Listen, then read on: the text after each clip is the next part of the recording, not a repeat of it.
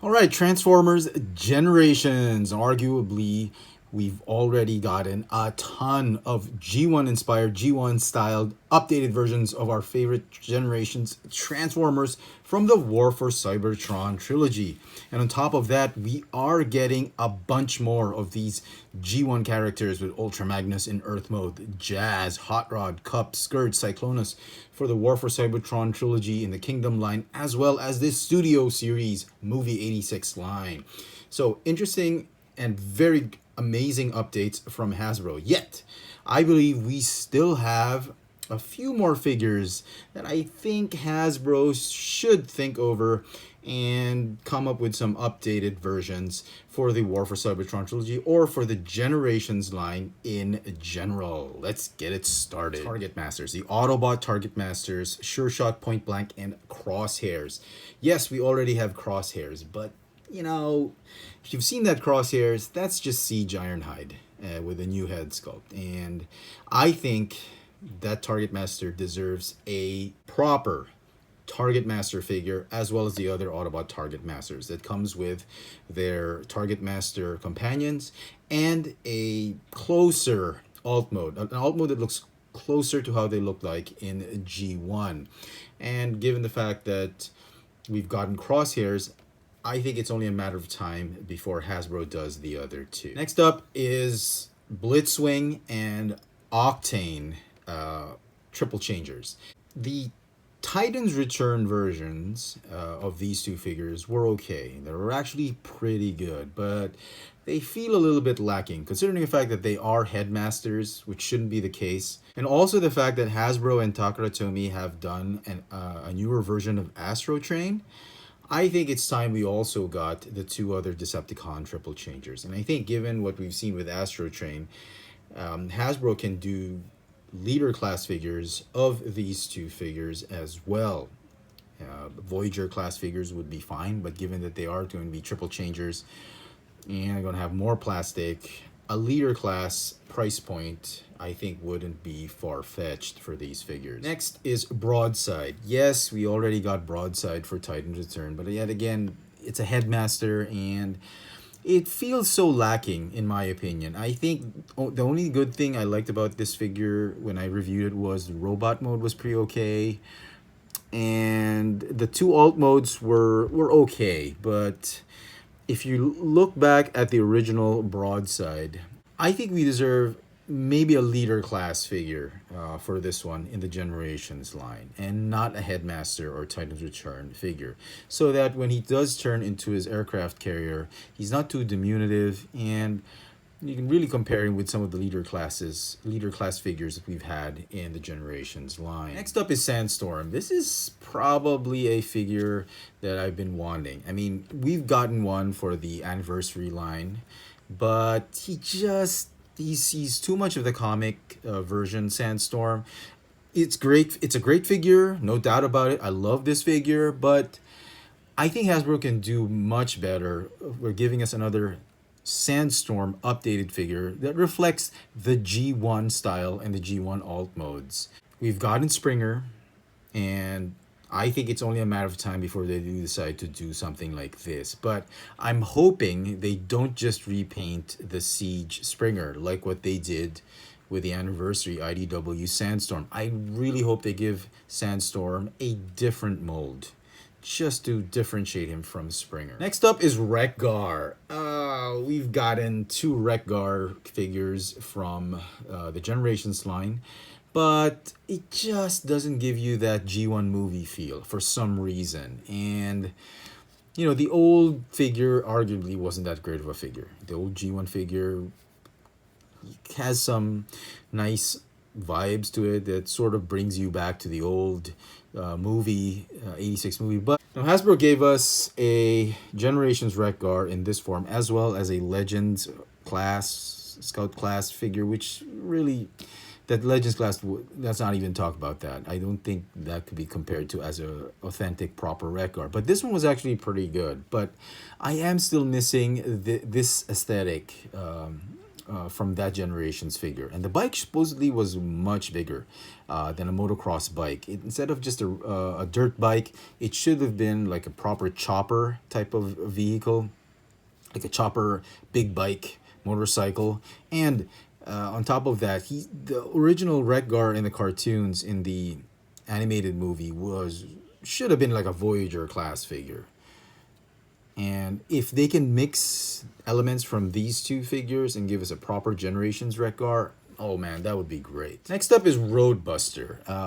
We've already gotten a Generations Roadbuster with the IDW, but he just doesn't feel like the Roadbuster of G1 and in the comic books.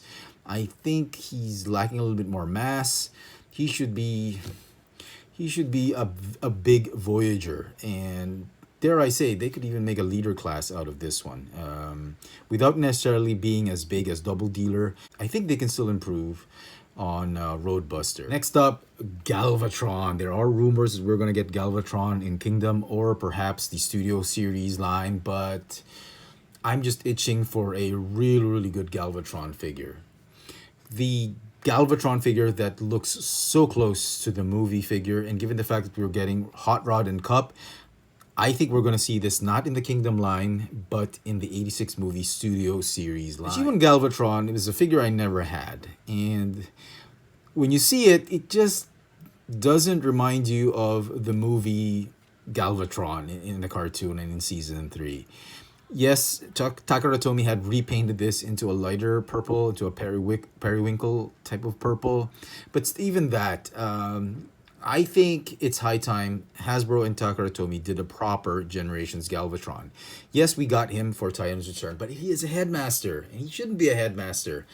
And that face gimmick, you see this photoshopped image, that pose is literally impossible to do because of that face gimmick flap that folds up to form his helmet. That's just ridiculous. When I reviewed this figure, I thought it was a very good attempt at giving us that movie feel, that cartoon G1 Galvatron, but I think given the fact that we were going to get Ultra Magnus in his Earth mode, we've got Optimus Prime for the Earthrise. If we do get, this would be awesome if we do actually get him for Kingdom or for the 86 Studio Series. Actually, this is probably the figure I am most excited to see for the Generations line. And then we got Blaster. Blaster and his minions. We already got in Soundwave, Sound Blaster, 2 versions of Soundwave. And we need Blaster because of that. And I think it's in Hasbro's best interest to actually do a Blaster. I think we are getting a Blaster, and my gut is telling me that Hasbro is just going to retool the Soundwave, the Earthrise or Earth Mode Netflix Soundwave. And I don't think that's fair for a lot of collectors. I think a proper Generations Blaster deserves its own mold. Probably bigger than the Soundwave mold.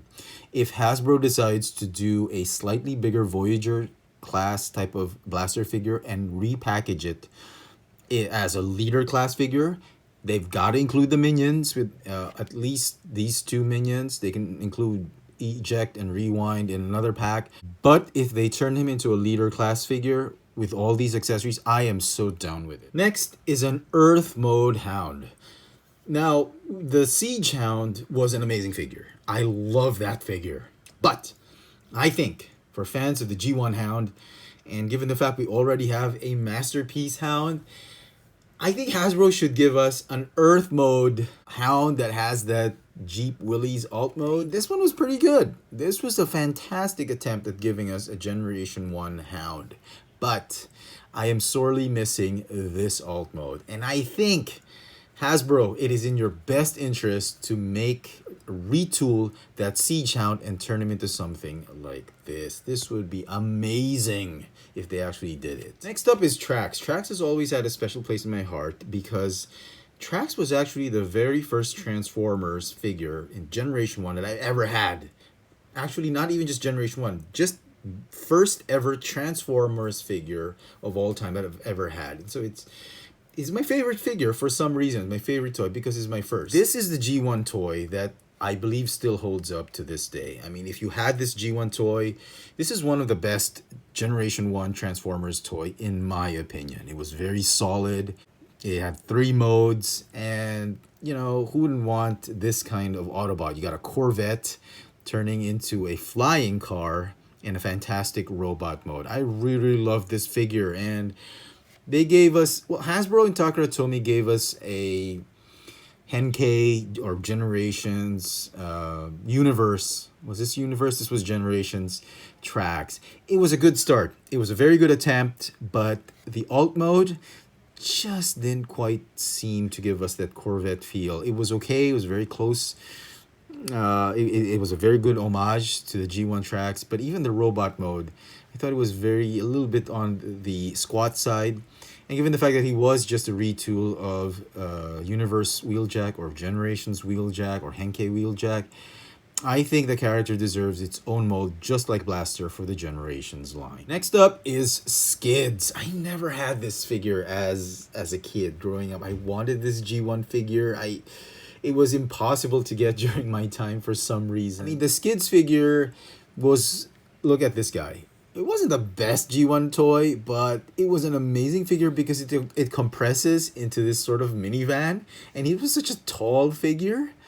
I thought this was an amazing figure, and Hasbro did try and give us a Skids for the Generations line, albeit this was the IDW. This was a very, very good attempt at giving us sort of like a Generation 1-ish type of Skids. But I believe we deserve a Skids that's so much like his G1 counterpart, something like that. If Hasbro can do that for the Generations line, oh my goodness, that would be amazing. Okay, I know I've said this a million times that we need a Voyager class Megatron that turns into a gun, a G1 Megatron. And a lot of you have already said that no, this is going to be next to near impossible because Hasbro is facing some issues with US laws about you can't make a realistic looking gun into a toy. I mean, toy guns are sold everywhere. There is a way to sell toy guns. And, you know, I don't know if it's a stigma that Hasbro has from a crime that had been committed using one of their products, like a toy Megatron gun being used to hold up a bank or something, but I think they should revisit this. There are a lot of ways to do this that will allow them to conform to the laws of the land, and yet at the same time, please and do some fan service for longtime fans and collectors. This is the old G1 gun. Arguably, yes, it does look like a real one. And if you do want one, you can always get one online, get it imported from Japan and all that. Fine, this is not exactly what I want. If we're going to get a Generations gun Megatron, how about making it look something like this? Hasbro has a product called Nerf that makes space guns that kind of feel like, you know, they could be like, they could actually work as real guns. But look at this space gun. Nobody would mistake this. You don't have to color Megatron purple. You can color this gray and orange. Like, keep the tip orange and everything gray and black. It wouldn't be mistaken for a real gun. Customizers could just repaint it and all that, and I'd be happy with something like this, done in gray and orange. Look at this one. This, don't tell me like, yeah, okay, this one really looks like a Nerf gun. There's no way you can mistake this for an actual revolver, right? So if you turn Megatron into something like this, I don't think you'll be violating any kind of law because you're already selling this product. You can keep the bit orange, keep this black and brown, and you can even paint it or mold it in white plastic and not gray, and have customizers just go wild with it. This is a good, I'd be happy if we get a Voyager class Megatron that turns into something like this. Or maybe even this, as I mentioned earlier, with the purple gun, a black and white with the orange tip type of gun. Come on, Hasbro. There's just so many ways of doing it. With this gun, you're not violating any laws, right? Because you're actually selling it. You just mark it with Overwatch. They can put Overwatch on it, or put like Transformers, a a corny logo like says Transformers right there, and then it's Megatron, or even put Megatron on it. I wouldn't care. I'd be happy if Megatron had turned into something like this. Now they're arguing that, yeah, okay, he's gonna be in Kingdom or in the Studio Series or maybe in Earthrise or whatever. How does it relate to the mythology? Nobody cares if Megatron's alt mode does not relate to any of the mythology or the storyline or any of the bit of the series of Netflix. If he's just so incredibly unrelated in alt mode, nobody cares. All we care about is a Megatron turning into a gun, be it a space gun, an old-fashioned gun, whatever, a Nerf gun. We would be happy with it.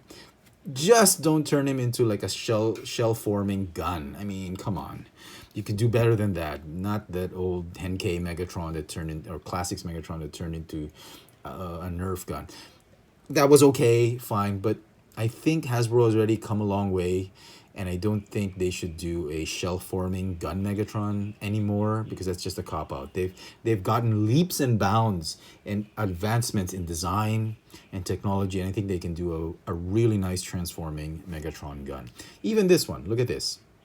You could have this yellow and orange, and fans would be happy with the Megatron that turned into this. We just paint it black and silver and all that. It would still look like a toy gun, even if you paint it silver and black. And finally, a character which I've always been frustrated in not getting a Generations figure is Alpha Trion. Arguably, it's technically not a transformer. We never see him transform into anything. He is sort of like, if you watch the original trilogy of the Star Wars movies without watching prequels and sequels, he's sort of like Obi-Wan Kenobi, the old Ben Kenobi, or like Jaga for Thundercats, or just a great advisor for would-be primes. And this is something you kind of need to have in any collection, in any mythology. And an Alpha Trion figure, even if he did not transform, like a Mac Adam figure, if he's something like that, just don't make him too cartoony. Make him in the Generations aesthetic. I'd be completely happy with it. Just put a lot of accessories with him. Make him a Voyager class figure. Even if it does not transform, give him a ton of articulation and a ton of accessories, fantastic paint apps, and a wonderful sculpt. I'd be totally down with that. I'd be completely okay with it, even if it did not transform. We've gotten some Alpha Trion figures in the past, but it's nowhere near how we knew Alpha Trion in Generation 1. It's a great attempt for Hasbro, even this one. Come on. This is a Beast Wars Alpha Trion. Really? I think that the character absolutely deserves a Generations G1 styled figure. And, it's only a matter of time. I think Hasbro can do something like this. He could transform into a staff or like an outpost. They could make him a Voyager class figure and transform him into a base for the Micromasters, like what they did with the Quintesson Judges. I would be okay with that, even if it's a crappy looking base mode. But we need an Alpha Trion. So there you have it, folks. I hope you've enjoyed my little video review. It's sort of a rant for Hasbro to make us these remaining Generations G1 styled characters. I hope they do so. Transformers has come a very long way since the G1 era in the 80s, and then Beast Wars in the 90s, Unicron Trilogy in the 2000s, and now we have Universe, the Classics, Generations, War for Cybertron lines, and it is amazing. It is just an amazing, fantastic time to be a Transformers collector at this point in time in the history of toys and Transformers. And I'm just hoping we get everyone in modern updated. They don't have to do the mini bots all at once. If we do get the updated versions of mini bots into their deluxe class updated version, that'd be great. But we do need those figures that I mentioned, and I think Hasbro, in your best interest, you've already seen the results. Collectors have just gone gaga over your G1 inspired toys, the Seeker 2-packs, the Cone Heads, the Netflix exclusive Walmart figures. I mean, what more do we need to tell you, Hasbro? You're doing a wonderful job with the G1 inspired Generations line. I just hope we see some of the characters that I've mentioned. And with that, I'd like to thank everybody for joining me in this video review. Let me know in the comment section what you think of my list of figures that we need to have in the Generations line. Do you have any other figures or characters that you think should be included in the upcoming Generations line? Do let me know in the comment section, and as always, hit that notification bell so you never miss out on any of my latest video reviews. If it's your first time here, please subscribe. And if you want to help support my channel, help me make more video reviews, please check out my Patreon account. There's a link down in the comments and in the description box below. Any form of contribution will go a long way in helping me do these videos. Thanks for watching.